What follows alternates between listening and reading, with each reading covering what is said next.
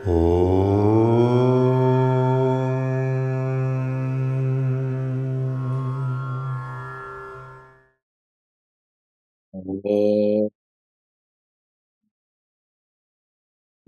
Brahma, Gurur Vishnu, Gurur Devo Maheshwaraha, Guru Sakshat Param Brahma, Tasmai Shri Gurave Namaha.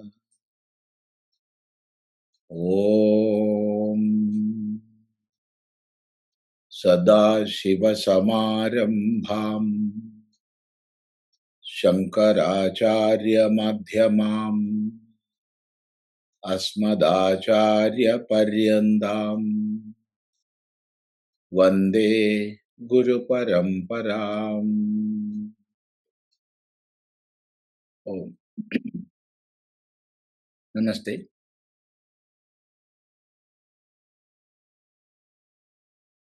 In our last satsanga,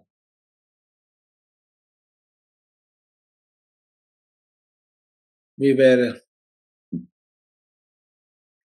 discussing some slokas of Gita Dhyana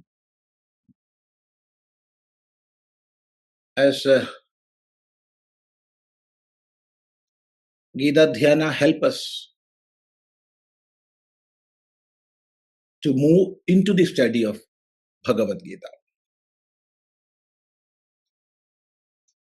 It gives answers to many of our doubts and questions regarding Gita. It makes the correct attitude a student must have within. So, after studying Gita Dhyana, we can enter into the study of proper Bhagavad Gita. I think we have seen the third shloka.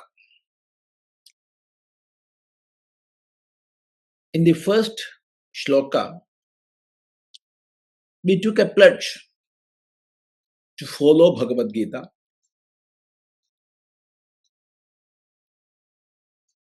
as it is showering immortality. It is a direct teaching from Bhagavan.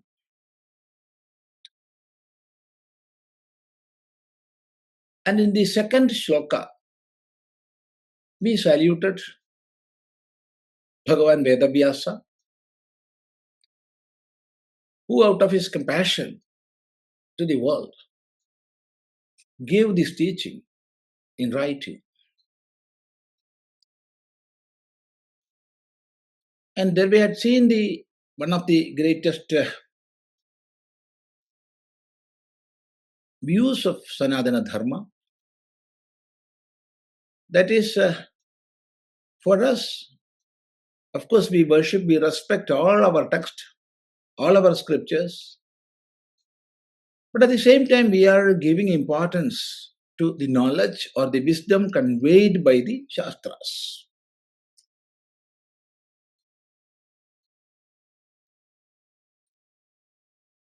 So, in that shloka, knowledge or wisdom is referred to as the lamp in which Mahabharata is the oil. So, by giving light to the world, effulgence to the world, the oil gets depleted. In the same way, whether it is Mahabharata, whether it is Ramayana, whether it is Upanishad, whether it is Veda itself, of course we are respecting them, we are putting them in high position, but at the same time, they are for knowledge, they are for the knowledge they are giving. So we are not fighting in the name of books. Never we will fight in the name of books. See, keep in mind that great aspect of Sanatana Dharma. Now, in the third shloka, we prostrated in front of Bhagavan, who is the very personification of the three yogas: Bhakti Yoga, Karma Yoga, and Jnana Yoga. He is teaching. Prapanna parijataya totra vetraika panaye jnana mudraya krishnaya gita amrita duhe namaha. So, I am saluting, I am prostrating Krishna, who is Prapanna Parijata, the bestower of all wishes to the devotees who are fully dedicated or submitted, who is with his whip in one of his hand. That is, he is a symbol of Karma Yoga, and who is holding Jnana Mudra, the highest mudra in the Vedic law, which shows the unity of Jiva and Ishvara, which shows the unity of Atman and Brahman, and teaches us by having that unity through proper understanding, then only we will get rid of the samsara transmigratory cycle.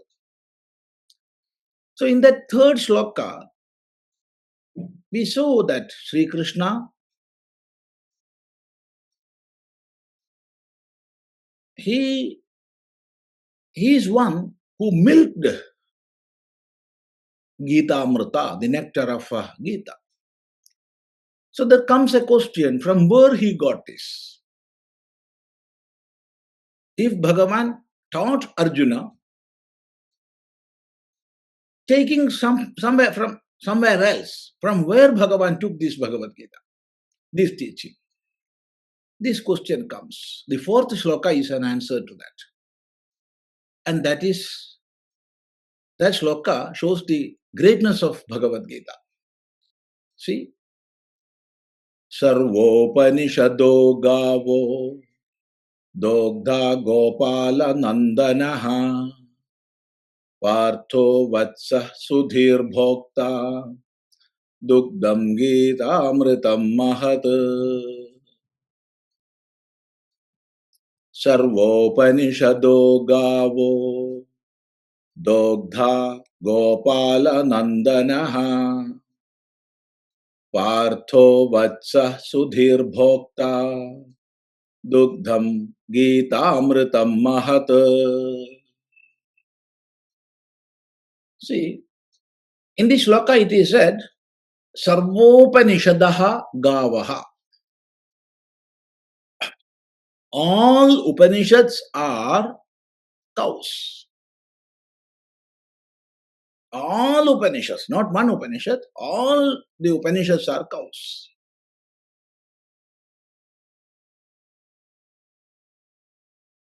When we say that, when we say Upanishad is a cow, nobody will ask how many Upanishads are there because it is singular. But here it is plural. Sarvopanishadaha, all the Upanishads are cows. See, as we have seen earlier, the very, very base or substratum or the root on which Sanatana Dharma is staying, the whole edifice of Sanatana Dharma is built on the foundation of Veda. As it is said, Vedokhilo Dharma Moolam. Now, Veda is divided into many parts. as Samhita, Brahmana, Aranyaka and Upanishad. And in the Upanishads we get the final teaching of Vedanta, Vedas, we get from the Upanishads. And therefore, Upanishad is called by the name Vedanta, the end of Veda. End of Veda. That is the final words of Veda, the ultimate knowledge, knowing which there is nothing to be known. So, when we say Vedanta, that is the meaning. But what is the meaning of Upanishad? See, the term Upanishad comes from the root Shadla Visharana Gati Avasadaneshu. Let me repeat once more. Shadla Visharana Gati Avasadaneshu. And when the prefix Upa and Ni comes, Upa plus Ni plus Shadla, and it is suffixed by Kup, then the term Upanishad derives. We are not going in detail to the Vyakarana parts, but still we have to understand that to know the real meaning of Upanishad. So Upa means near. Ni means fully. And the meaning of Shadla Dhatu root is Visharanam. Visharanam is death or disintegration, decaying. All these are the meaning of Visharana. Gati is movement. And Avasadanam is getting lost or getting tired, like that. Shayam. So when we join all these, the meaning would be Upanishads are those text or those knowledge. When we approach it is near, or when we realize that within, near means within our own self, within our own heart, all our ignorance and the products of ignorance, that is the samsara, get lost or naturally disintegrates. And we are taken to the abode of liberation, and all bondages of karma get dissolved. So knowing which all bondages of karma get dissolved, we are taken to the final destination of liberation from all bondages, and our ignorance and transmigratory cycles ends. That ultimate knowledge is called by the name Upanishad. So here, Upanishads are considered as cows. So when we say Upanishads, naturally question will come, how many Upanishads are there? How many cows are there? The answer is, for each and every branch of Veda, there was one Upanishad. So the number of Upanishads is the number of branches of Veda. So how many branches were there? The answer is, for Rigveda, there were 21 branches. For Yajurveda, 109 branches. For Samaveda, there were 1000 branches. And for Atharva Veda, there were 50 branches. In total, 1180 branches were there for the whole Vedas. Rigvedasya tu shakhasyuh ekavimshati sankhyakaa navadhika shatam shakha yajusho marutatmaja sahasra sankhya jataha shakha samna parantapa adharvanasya tu shakhasyuh panjashat bhetato hare. So says Mukti So as per Mukti there were 1180 branches for Vedas. But in the Mahabhashya of Bhagavan Patanjali Maharshi, it is mentioned 1129 branches are there. So there is a small difference of numbers. However, we can say there are more than, or there were more than 1129. So many cows are there. Because for each and every shakha, there was one Upanishad. Ekaikasyastu shakhayaha ekaikopanishad mata. Let me repeat once more. Ekaikasyastu shakhayaha ekaikopanishad mata. That means for one branch, there is one Upanishad. That quotation is also from Mukti Upanishad. So in total, there were 1180 branches and so many cows are there. In a big field or a big ground, 1180 cows are there. All are milking cows.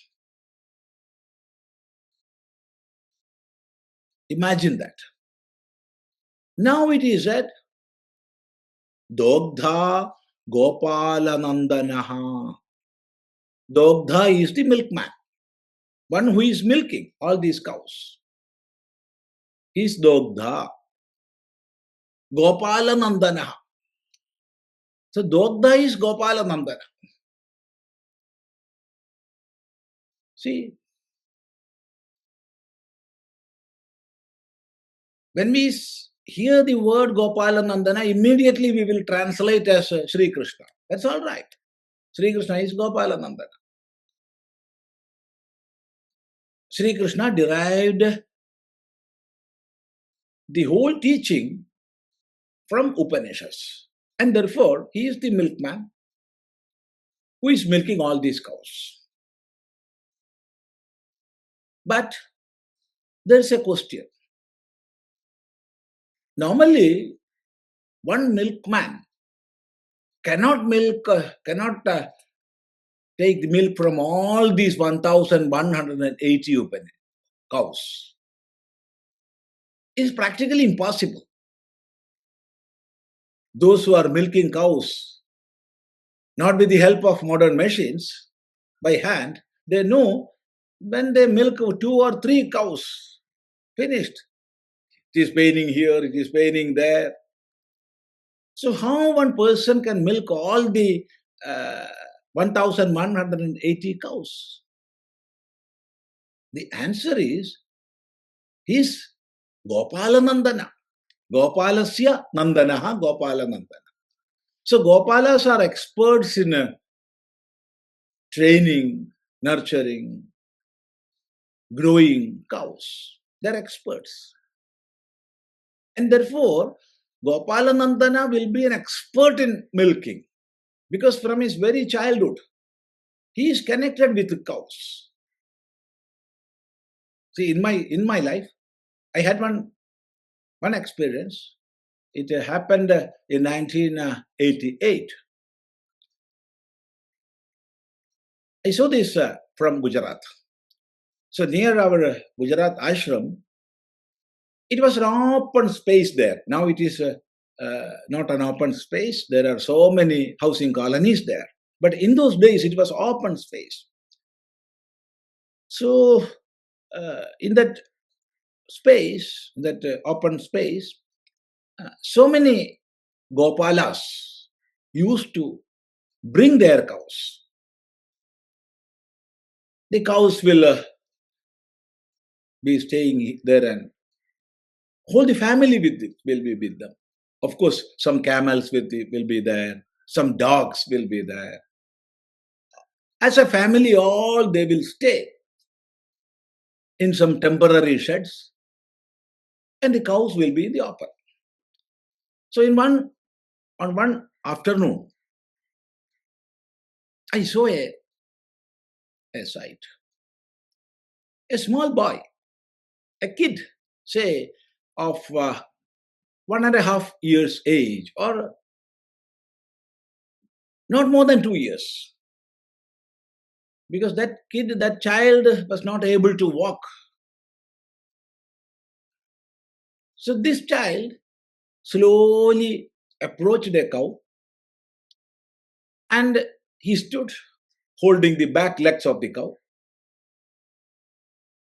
In one of his hand, there was a piece of chapati, and with the other hand, he started milking the cow. It directly went into the mouth. I was standing with wonder. What is this happening? A boy of 1.5 years age, without the help of an elder one. There was nobody to help him. And the cow was that much lovingly looking at him. And he was drinking the milk directly from the cow. See, when I saw that, I understood. Yes, when he becomes a big one, he will milk 1,108 cows. If he can milk one cow at this age of 1.5 years age, definitely when he get older, he can milk 1,180 cows. So that is the answer. So Bhagavan, as he is Gopala, Nandana, the son of Gopala, he can do that. But then comes the question, no, this is not cow. These are not cows. It is allegorically said it is cow. It is not cow, it is Upanishad. Then how can one person take the essence from all the Upanishads? The answer is, it is Gopala Nandana. It is Gopala Nandana. What's the meaning of Gopala Nandana? Earlier we said Gopalasya Nandanaha Gopala Nandana. That is this Nandanaha, son, child of Gopala. But now we are taking another meaning. Gopalascha Asau Nandanascha iti Gopala Nandana. I am seeing many people taking notes and all. So I think we can go in detail because you are interested that much in these studies. If we want a superficial study, we need not go to details. But I am seeing many taking notes and all. That's good. So Gopalascha Asau Nandanascha iti Gopala Nandana. Who is a Gopala? Gopala is one who is protecting Go. One who is protecting Go is Gopala. And what's the meaning of Go? First meaning is Veda. Go is Veda. 2, knowledge. 3, earth. 4, our senses of cognition. 5, rays, like rays of sun. 6, cow. So the meaning of Go is 1, Veda. 2, knowledge. 3, earth. 4, rays. 5, senses of cognition. And 6, cow. So Gopala is one who is protecting the Vedas. Who is protecting Veda? Ishvara. From Ishvara only Vedas manifested. Ishvara is protecting the knowledge. The whole knowledge system is protected by Bhagavan. He is protecting and preserving the knowledge. He is protecting the universe. He is sitting as Surya Narayana and protecting the whole universe, or at least the solar system, by being inside the sun. So he is Surya Narayana. And he is one who is protecting the jiva and all the senses of cognition. And in Sri Krishna incarnation, he protected so many cows. So he is Gopala Nandana. He is Gopala. So he can milk Upanishads. He can take the essence of Upanishads. Because he is a very manifestation of knowledge. And he is one who is protecting the whole Vedas. See? And he is Nandana. He is Nandana. Who is Nandana? Earlier we had seen the meaning child or son. Now we are saying Nandayatiti Nandana. Nandayatiti Nandana. Who is giving happiness or bliss to the world is Nandana. Nandana is one who is giving happiness or bliss to the world. A real teacher, by sharing his knowledge, imparting his knowledge, and removing the ignorance, is a real Nandana. So here Bhagavan is Jagat Guru, the teacher of the whole world. And therefore he is Nandana. So one who is protecting the whole knowledge system or the confluence of knowledge and the Vedas, and thereby giving bliss to the world, is one who is milking the whole of Upanishads. See how beautifully it is said. So, Dogdha Gopala Nandana. So, one person can milk the whole 1180 Upanishads. Now it is said, Partho Vatsa. Partha, the son of Pritha, Kunti, that is Arjuna, is the calf. He is the calf. See, when we say the calf just after the cow, the meaning is the calf will get milk from the cow. But here, after mentioning an expert milkman, the name of calf is given. So what is the meaning of that? He will not get milk of the cow. Because he will not get. Because very expert milkman is in between. He is not standing to give the milk to the cows. There is no need for a milkman. On the other hand, if there is a milkman, the calf will not get milk. See, for a child to get milk from his or her mother, there is no need of anybody else in between. But here an expert milkman is there. And so Arjuna will not get the milk of these Upanishads. But why there is an Arjuna? To get milk, there is the need of a calf.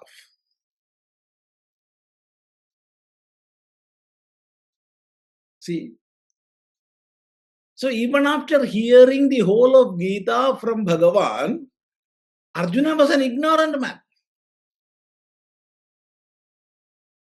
Arjuna was not illuminated by hearing Gita. Then many will say there is no meaning in studying Gita. The answer is Gita is not for Arjuna. Then for whom? The answer is Sudhir Bhokta. Sudhir Bhokta.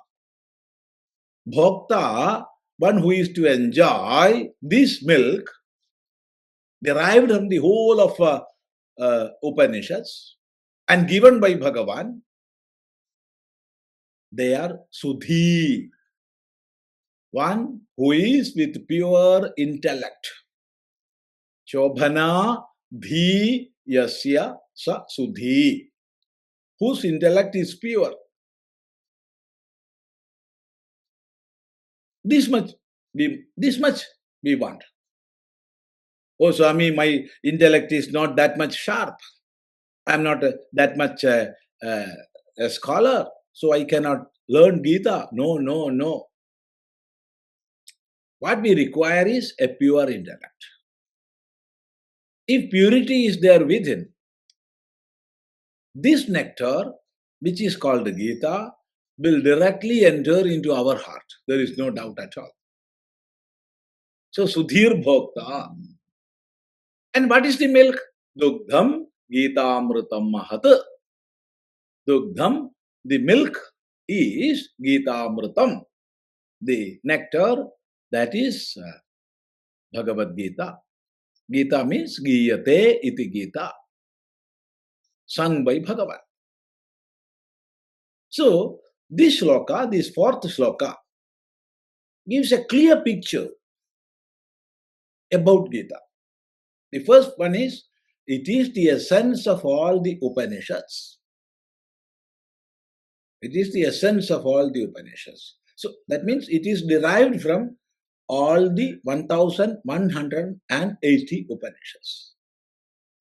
And it is drawn by Bhagavan. Bhagavan drew that. It is drawn by Bhagavan. And it is given to the whole world, not to Arjuna. Arjuna was an instrument there. To get that milk from cow, Arjuna was an instrument. But it is taught to the whole world. And to have that wisdom which Gita is conveying, we require a pure intellect. To such a pure intellect, the nectar of Gita will easily enter. So this is the fourth shloka, and I think we can go to the fifth shloka also, if time allows. So the fifth shloka is, we are saluting Bhagavan Sri Krishna again. Again we are prostrating before Krishna. See, Vasudeva Sutam Devam Kamsa Chanura Mardanam Devaki Paramanandam Krishnam Vande Jagadgurum. Vasudeva Sutam Devam Kamsa Chanura Mardanam Devaki Paramanandam Krishnam Vande Jagadgurum. So in the third shloka, we worshipped or we prostrated before Sri Krishna, but it was as one who gave Bhagavad Gita to the world. Now here in this shloka, Sri Krishna, the incarnation, to protect Dharma, we are worshipping. How? Krishnam Vande Jagadgurum. Krishnam Vande Jagadgurum. Vande means I am bowing, or I am saluting, or I am prostrating. All these are, we can take all these meanings. I am prostrating Sri Krishna. Not Sri Krishna, Krishna. Not Sri Krishna. There is much difference between Krishna and Sri Krishna. I am prostrating Krishna. Krishnam. Why? Because he is Jagat Guru. He is Jagat Guru, the teacher of the whole world. Jagat Guru. The term Guru means one who is removing the darkness of ignorance. Gum Ravayati iti Guru. Gum Ravayati. Gu means darkness. That means darkness of ignorance. One who is Ravayati, removing ignorance, is Guru. So Bhagavan Sri Krishna is the Guru of the whole world. Not of Arjuna, not of one region, but to the whole world. See, the teaching of Bhagavad Gita is not for any particular group, religious group or linguistic group. No. It is not for men, it is not for women. It is for the whole world, irrespective of gender, nationality, language, all differences. It is in the whole world because there is no condition in the Gita. It is not limited.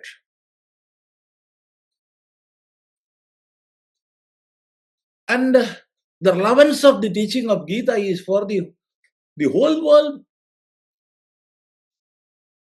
to all the times. See, 5,154 years passed on after Bhagavan taught this Gita.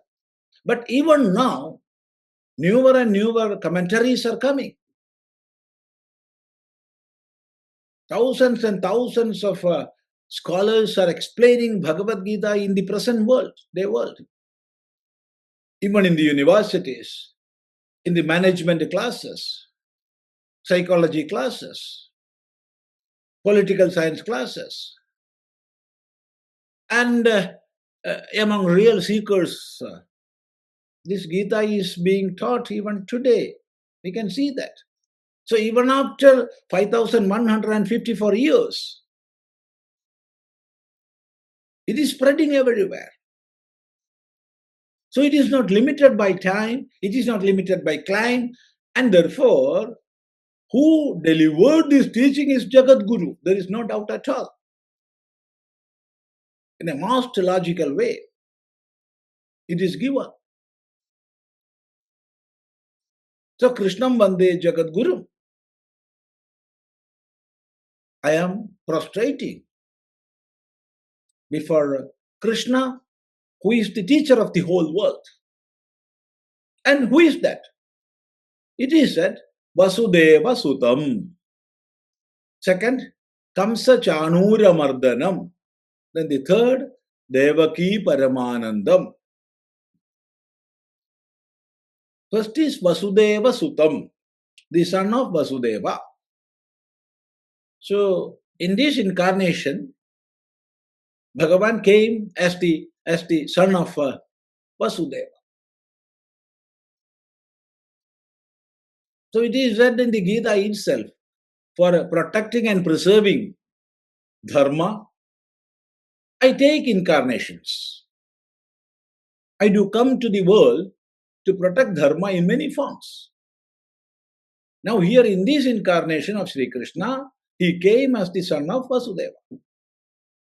Vasudeva Sutam. Why? Why Bhagavan is taking incarnation? It is said there are two purposes. One is Paritranaya Sadhunam. And the second is Vinashaya cha Dushkritam. One, Paritranaya Sadhunam. Two, Vinashaya cha Dushkritam. For protecting righteous people and for distracting those who are against the system, dharmic system. These are the two functions of or aims of incarnation. So here it is said, Kamsa Chanura Mardanam, to kill demonic persons like Kamsa and Chanura. Krishna came. Krishna took incarnation.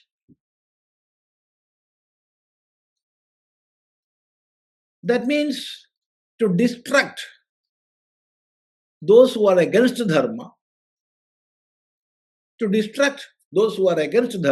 Krishna came. That is Kamsa Chanura Mardana. And thereby protecting righteous people. Devaki Paramanandam. One who is giving absolute or ultimate bliss to Devaki. Devaki represents a devoted mind, one of pure mind, one of divine qualities. Devaki, having divine qualities, is Devaki. So to protect those who are with divine qualities and to distract those with the demonic qualities, Bhagavan came as Sri Krishna. So Vasudeva Sutam, Kamsa Chanura Mardanam, Devaki Paramanandam. Even though he came as the son of Vasudeva, he is Deva. See? So it is said Vasudeva Sutam Devam. Not Vasudeva Sutam Sudadevam. Vasudeva Sutam Devam. Two words are there. So Deva means one who is giving effulgence to the whole world. One who is of the form of light or luminosity is called Deva. One who is of the form of light, effulgence, and who is giving to the world light is called Deva. Deepanad Deva, Dyotanad Deva. So Deva, Ishvara, came as Vasudeva Sutta for protecting people with divine qualities and for distracting people with demonic qualities. But here, one can argue a very powerful government can do this. If there is a powerful government, whether it is a king or a democratic system, whatever it is, a powerful ruler can distract the wicked and protect the wise. Then why should Bhagavan come? So there we have to understand the real import of an incarnation. And that is Jagat Guru, the teacher of the whole world. By teaching the intricate message of Veda to the whole world, Bhagavan is not only protecting Dharma, but he is propagating Dharma by being a teacher. So these are the aims for which Bhagavan is taking incarnation. First, he is Deva. Second, he came as Vasudeva Sutta for protecting people with divine qualities like Devaki, for distracting people with demonic qualities like Kamsa and Chanura, and teach the final message of Dharma to the world by being Jagat Guru. So these are the meanings of this fifth shloka. I think we can continue in our next class. So up to fifth shloka, we didn't learn in detail. Detailed study will take more time. But just to understand the main meaning of this shloka, we tried. And if you have any doubt or question to ask, freely, without hesitation, you can ask. If I know the answer, I will reply. Namaste. Namaste. Swamiji, namaste. We have questions from last week in the queue, and I'll start with that. If anybody else has questions, please do raise your hand and you can ask them, or you can just put them in the chat. The first question from last time that we didn't answer was not from Naveen Mohandas ji. And he says, we are calling Vedavyasa and Shankaracharya also Bhagwan. Then what is the difference between Krishna and the others? See, we had seen in detail the meaning of Bhagavan. When we say Bhagavan, mainly there are 2 or 3 meanings. One is Bhavam Hatva Gatim Dadaditi Bhagavan. Bhavam Hatva Gatim Dadati. One who is removing the transmigratory cycle and give ultimate freedom. He is Bhagavan. Bhavam Hatva. Removing or killing the samsara and Gatim Dadati. One who is giving the path to the ultimate. He is Bhagavan. That is one meaning. Another meaning is one who is with Bhagam. One who is with Bhagam is Bhagavan. What is Bhagam? Aishwaryasya samagrasya dharmasya yashasa shriya jnana vairagyayoschaiva shannam bhaga itirita. That is ultimate Aishwarya, all wealth and the capacity to control everybody. Aishwarya is capacity to control everybody, or it is wealth. Dharma. Dharma is dharma. We cannot translate it. Yasha. Yashas is fame. Shri. Shri is again wealth and power. Jnanam, knowledge or wisdom. And vairagya, dispassion or detachment. When all these 6 qualities are there in one person, he is called Bhagavan, she is called Bhagavati. So when we say Bhagavan Vedavyasa, we mean he is the knower of everything. How? There is another meaning, Utpattim Pralayam Chaiva Bhutanam Agatim Gatim Vetti Vidyam Avidyam Cha Savachyo Bhagavaniti. These 2 slokas are from Vishnu Purana. Utpattim pralayam chaiva bhutanam agatim gatim vetti vidyam avidyam cha savachyo bhagavaniti. One who know about the cosmic manifestation, that is utpatti. Cosmic manifestation. And dissolution. Pralayam. Then bhutanam agatim. How each and every individual are coming to existence and how they are disappearing. Then vidyam avidyam cha, knowledge and ignorance. One who know all these 6 topics, we must call him as Bhagavan. So says Bhagavan Vedavyasa. So the meaning of Bhagavan is the all-knowing one. One who knows everything. He is a Bhagavan. Or one who is with 6 qualities mentioned earlier. Or one who is removing our ignorance and taking us to the final freedom. These are the meanings of Bhagavan.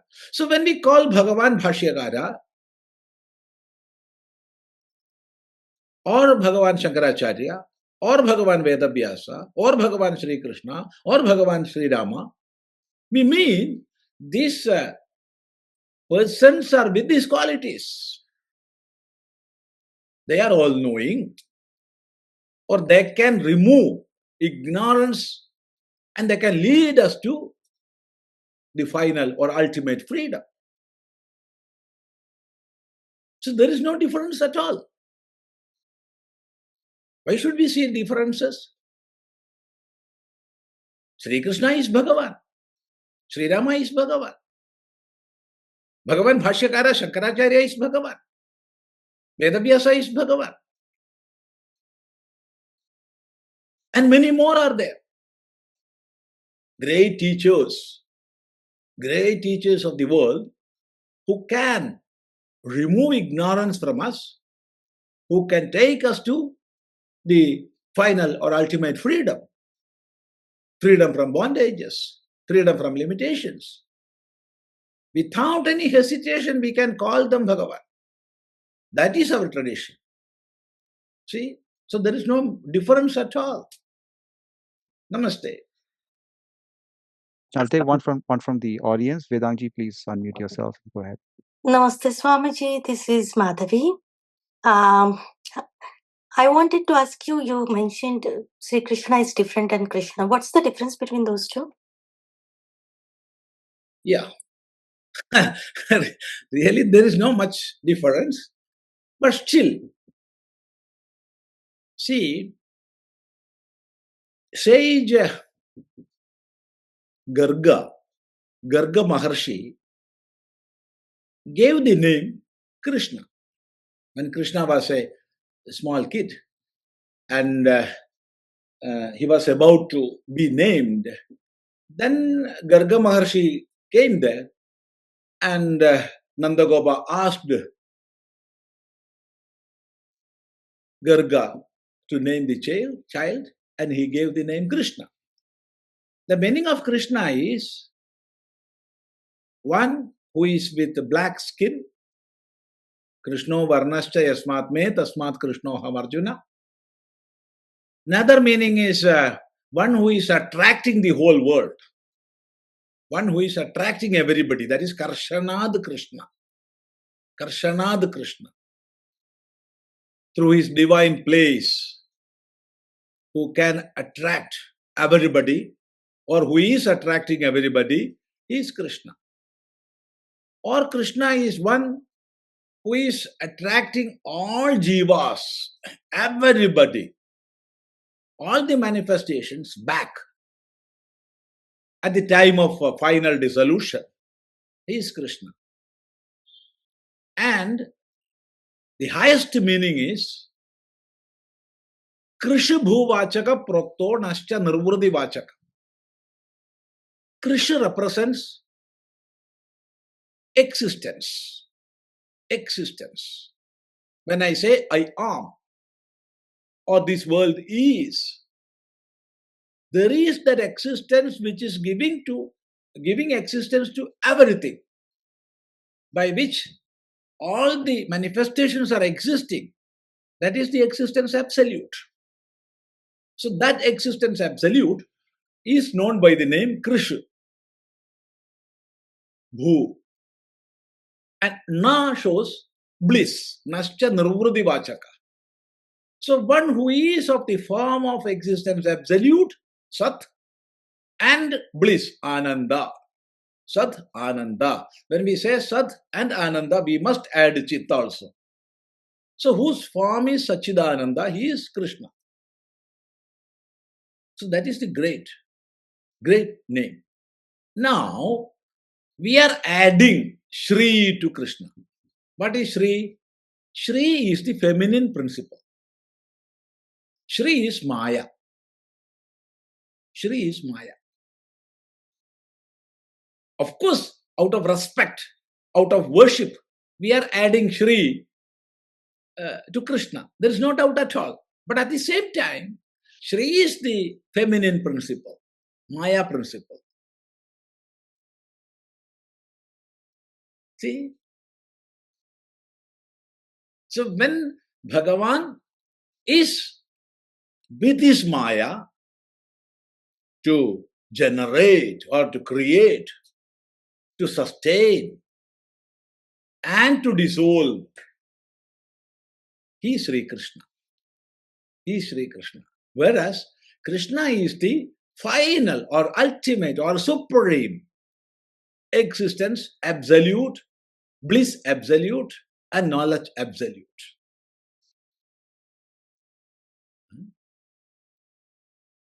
So there is some difference. But of course, we can call Sri Krishna. There is nothing wrong in calling Sri Krishna, because out of respect and worshipful moon we are calling Sri Krishna. There is nothing wrong in that. But still, when we go to more details, there is difference between Krishna and Sri Krishna. I had one personal experience. I will share with you. I accepted sannyasa in the year 1989. 1989, Shivaratri day. It was in February. So I came back to ashram, Gujarat ashram, Madhavananda ashram, after accepting sannyasa diksha from Kailas ashram Rishikesh. And Swamiji, Pujya Swamiji, asked me, "Oh Chidananda, so you accepted sannyasa and came. Why can't you go to Kashigananda Swamiji and do your pranams?" I was that much delighted to see such a great scholar like Kashiganandaji. No, you know Kashiganandaji? He was the greatest scholar who lived with us in our time. Now he is no more. He accepted Mahasamadhi. He was the Acharya Mahamandaleshwar. He was such a scholar whose answer papers are kept in the university as reference books. Just imagine. Not his books, not his writings.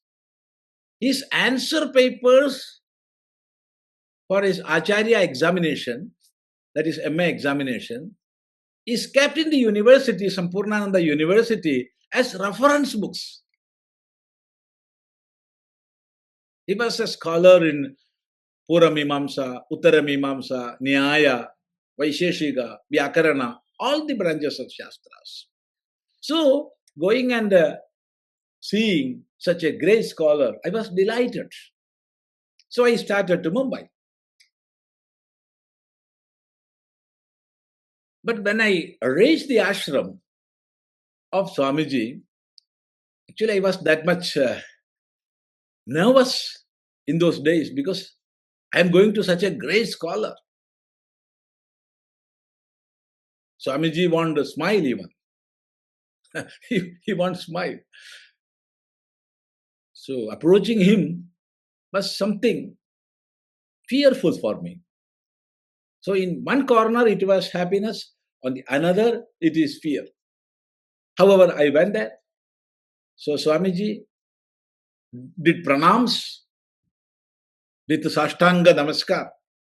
I paid my respect. Then he asked, "What is your name?" I said, "Swami Chidananda Puri." "So from where you are coming?" I said, "From Madhavananda Ashram, Gujarat." "Oh, you are a disciple of Vimalanandaji. Then you sit." He gave a chair. So I sat. Then he said, "I am asking you a question. I will say one mantra. You must say what is wrong in that mantra." You can imagine at that age, my inner heart was shivering because I'm sitting in front of such a great scholar and he is asking what is wrong in one mantra. Who am I to show what is wrong in a mantra? But when scholars ask, we have to reply. So it was a confusing stage, you see. When scholars ask, we have to reply. There is no other way. But I don't know how I will say. Then he asked this question, Shri Krishnaya Parabrahmane Nama. Shri Krishnaya Parabrahmane Nama. What is wrong in that? Then immediately answer came from where I don't know. I said, "Maharaj, please excuse me if I am wrong.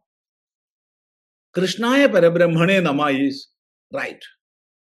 But when we add Shri, it is feminine principle and therefore it is not Parabrahma, it is Aparabrahma.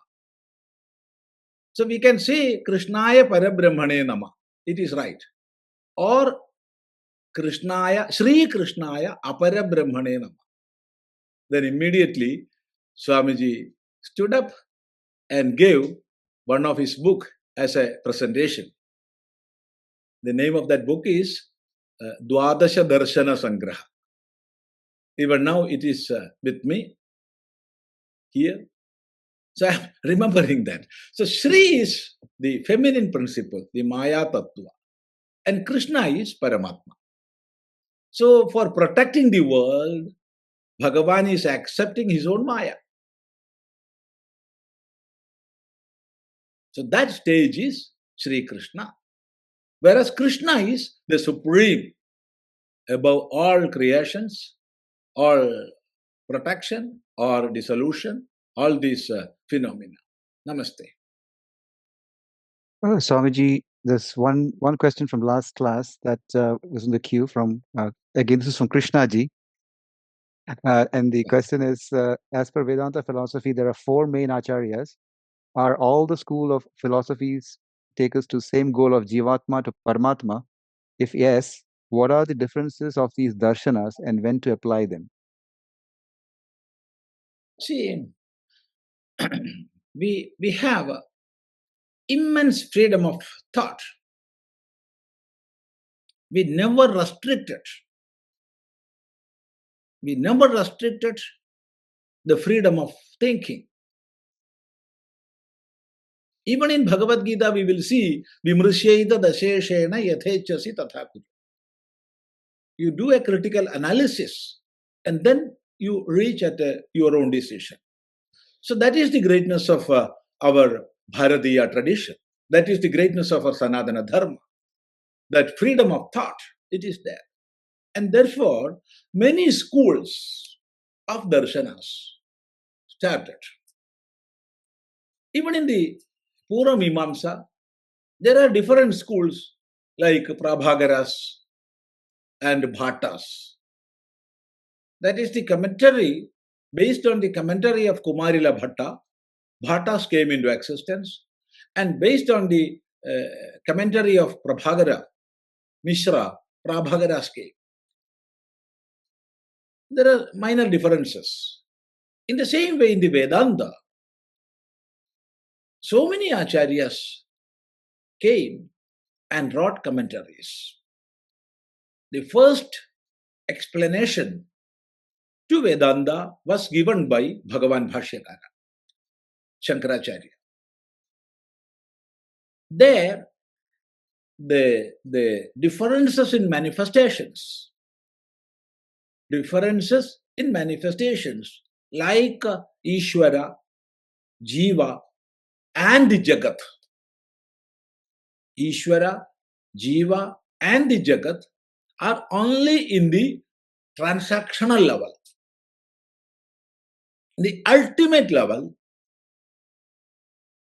there are no three existences. There is only one existence, absolute.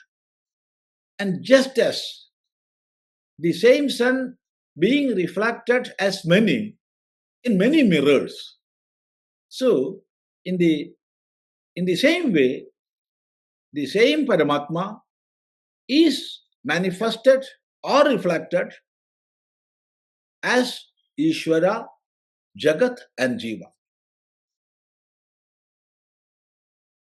So ultimate unity of Jiva and Ishvara is the teaching of Advaita, which was explained by Bhagavan Bhashyakara, Shankaracharya. Now, how many in the world can digest this idea of unity? Because we are seeing differences everywhere. We are seeing differences. One is different from another. So each and every jiva is different. And jiva is not all powerful. Jiva is not all pervading. So jiva cannot be Ishvara. And therefore, Ramanujacharya wrote his commentary on the same Vedanta, saying jivas are parts of Ishvara. Jiva is not same as Ishvara. Ishvara is different and jiva is different, but jivas are parts of Ishvara. And going back to Ishvara and is getting dissolved in Ishvara is the goal. That is the goal in this human life. And that is liberation. And that philosophy is known by the name Vishishta Dvaita or Vishishta Advaita. Both are same.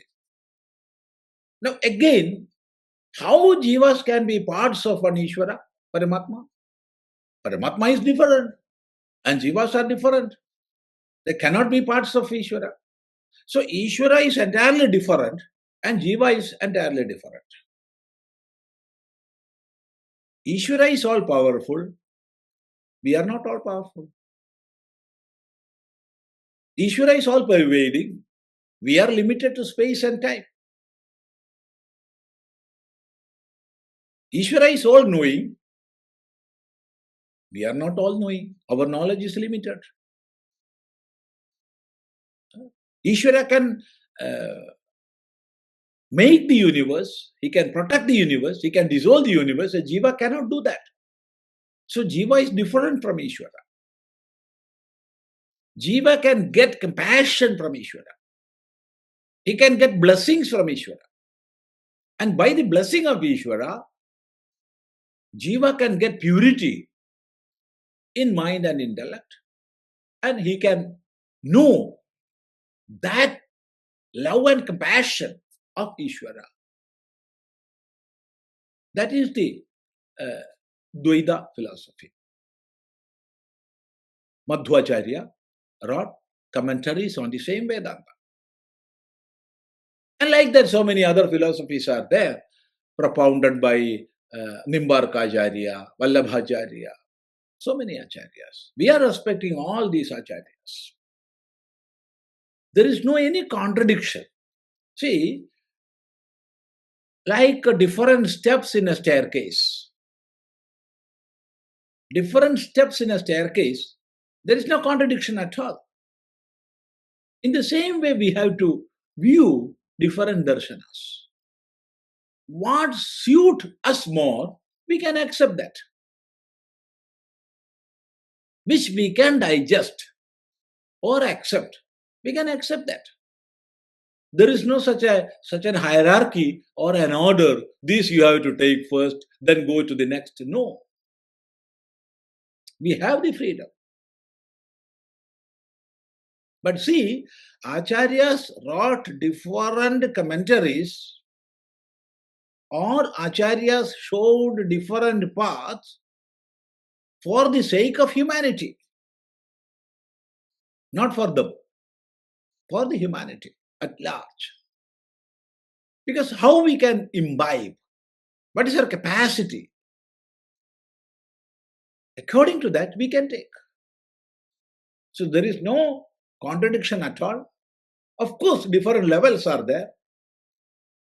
You can accept what suits you most. There is no superior, there is no inferior. Have that in mind. Namaste. Thank you, Swamiji. We I have think, some more questions. We'll take it next time. yeah, that's good. Now it is, yeah. Namaste to all. Namaste.